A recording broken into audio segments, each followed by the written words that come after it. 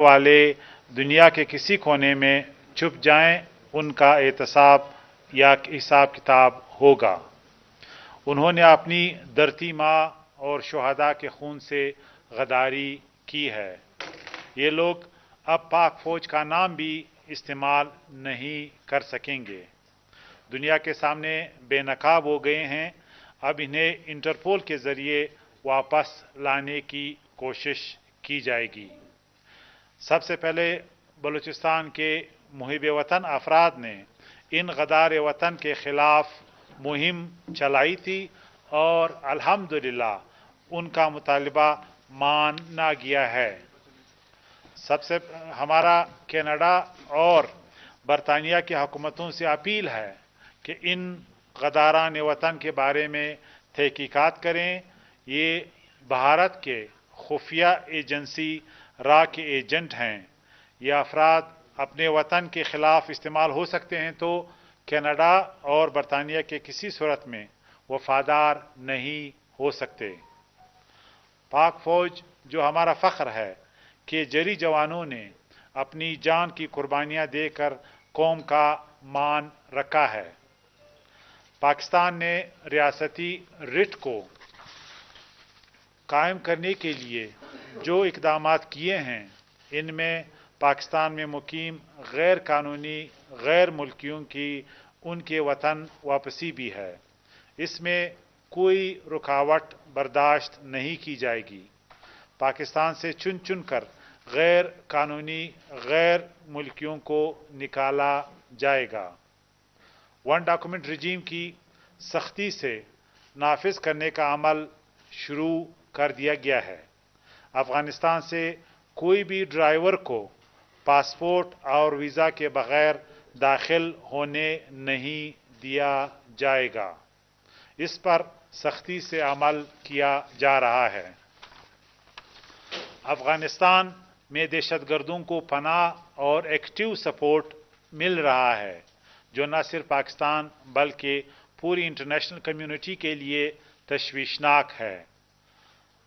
बलूचिस्तान में गैर तारकीन वतन जिन्होंने जेली शनाख्ती कार्ड बनाए हैं के खिलाफ कार्रवाई जारी है। नादरा ने 2700 यानी 2700 पासपोर्ट, जिनका अक्सरियत बलूचिस्तान से है, कैंसल किए हैं।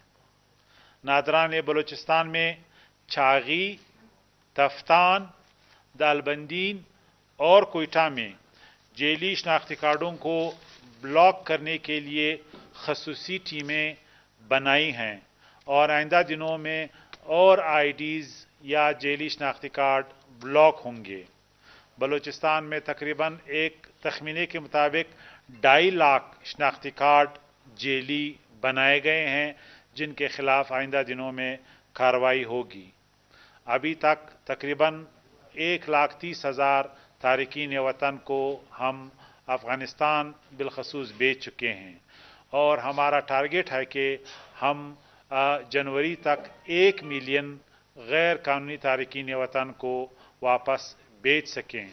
जो गैर कानूनी तारकीन वतन है, उनकी टोटल तादाद 1.7 मिलियन है।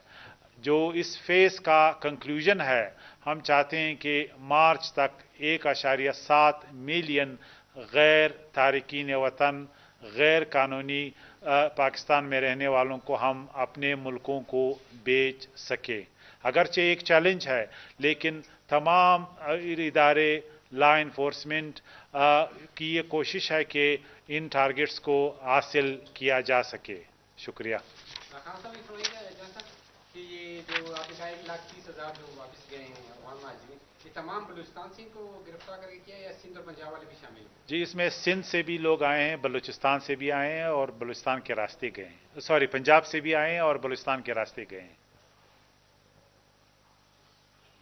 अच्छा जान साहब, जो आपने कहा कि ग्राम फरोशी के वाले से प्रेस कॉन्फ्रेंस है, तो शहर में हम ये देख रहे हैं कि रेट्स वही चल रहे हैं, जलील जामिया की जानिब से कार्रवाइयाँ होती है, लेकिन कुछ नजर नहीं आता। अगर होटलों की बात करें तो फी कप 80 रुपए का फरोख्त हो रहा है। रोटी के हवाले से जलील जामिया ने वो कीमत वही बढ़ा दी, अवाम पर वही 50 रुपए, पहले 30 का था, 50 का बिक रहा है। اس حوالے سے ضلعی انتظامیہ آپ لوگ احکامات نہیں مان رہی، وجوہات کیا ہے؟ وزن بھی پورا نہیں ہوتا. دیکھیے ضلعی انتظامیہ نے اس کے لیے کریک ڈاؤن شروع کیا اور یہ آئندہ ہفتے اور انٹینسیفائی ہوگا. ابھی تک ہم نے 10 نان بھائیوں کو گرفتار کیا ہے اور یہ جاری رہے گا. جو بھی گورنمنٹ کے ریٹ کو، جو بھی گورنمنٹ کا جو اسٹیٹڈ پالیسی ہے کہ آپ نے انفلیشن کو کنٹرول کرنا ہے، وہ نہیں مانے گا، ان کے خلاف کارروائی ہوگی. اور یہ پہلی دفعہ ہو رہی ہے. آپ خود دیکھ رہے ہیں کہ کس طریقے سے ایگریسولی ضلعی انتظامیہ اس گول کو پرسیو کر رہی ہے. تو ان تمام لوگوں کے خلاف کارروائی ہوگی جو یعنی چیزوں کو انفلیٹ کر رہے ہیں اور یہ بات نہیں مان رہے ہیں کہ انہوں نے انفلیشن کو کنٹرول کرنا ہے. جان صاحب یہ دیکھنے میں آ رہا ہے کہ گندم کی شارٹیج جو ہے، آٹا بہت مہنگا ہو رہا ہے. Last question please. آٹا مہنگا ہو رہا ہے اور فلور میں مالکان یہ کہہ رہے ہیں کہ انہیں فوڈ ڈپارٹمنٹ کی جانب سے گندم فراہم نہیں کی جا رہی. اور کوشچن کوئی؟ سر آپ نے کہا حکومتی ریٹ کے حوالے سے بات کی. حکومتی ریٹ قائم کرنے میں حکومت ابھی تک فی الحال جو ہے نا تقریباً ناکام. کامنٹ ہے، یہ سوال نہیں. اچھا اس کے نہیں سوال سننا.